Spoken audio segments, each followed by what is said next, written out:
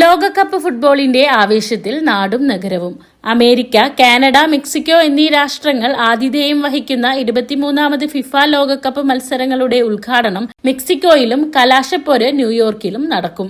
ലോകമെമ്പാടും ഫുട്ബോൾ പ്രേമികൾ ആകാംക്ഷയോടെ കാത്തിരുന്ന 23ാമത് ഫിഫ ലോകകപ്പ് ജൂൺ 11 മുതൽ ജൂലൈ 19 വരെയുള്ള ദിവസങ്ങളിലായാണ് അരങ്ങേറുന്നത്.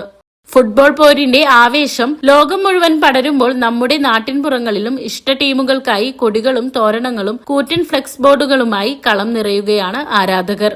ചാമ്പ്യന്മാരായ അർജന്റീനയുടെയും ബ്രസീലിന്റെയും ആരാധകർക്കൊപ്പം Portugal, England, Spain, France, Germany തുടങ്ങിയ രാജ്യങ്ങളുടെ ഇഷ്ടക്കാരും ആവേശ പോരാട്ടത്തിൽ മുൻപന്തിയിൽ തന്നെയുണ്ട്.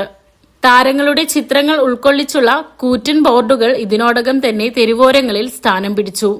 വിവിധ രാജ്യങ്ങളുടെ കൊടികളും കൊടിയുടെ നിറങ്ങളിലുള്ള തോരണങ്ങളും നാട്ടിൻപുറങ്ങളിൽ വരെ ഇടം പിടിച്ചു കഴിഞ്ഞു. പതിവ് പോലെ തന്നെ അർജന്റീനയ്ക്കും ബ്രസീലിനുമാണ് ആരാധകർ ഏറെയുള്ളത്. ചരിത്രത്തിൽ ആദ്യമായി 48 രാജ്യങ്ങൾ പങ്കെടുക്കുന്നു എന്നതാണ് ഇത്തവണത്തെ ഏറ്റവും വലിയ പ്രത്യേകത. 4 ടീമുകൾ വീതമുള്ള 12 ഗ്രൂപ്പുകളായി തിരിഞ്ഞ് ആകെ 104 ആവേശകരമായ മത്സരങ്ങളാണ് 39 ദിവസങ്ങളിലായി അരങ്ങേറുക. ഈ ലോകകപ്പിൽ ഖത്തർ ടീമിനായി ഒരു മലയാളി പന്തു തട്ടുന്നുവെന്നതും അഭിമാനമാണ്.